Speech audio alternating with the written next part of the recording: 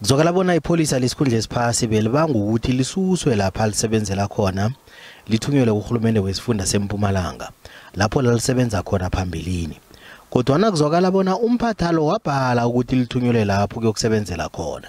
Ipholisa lesikhundla esincane lakhupha isigidi ladumuza labulala umphathalo ngemva kokuthi bangangisane naye. Usomkhuluma amapholisa eMpumalanga uSelvimuhlala uthi imndeni yombili yazisiwe ngesihlakalo lesi.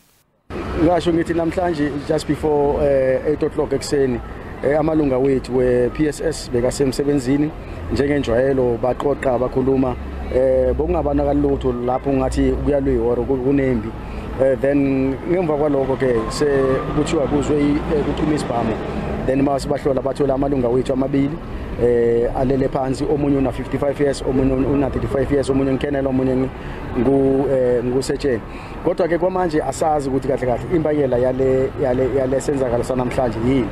Amapholisa yaraga nephenyo.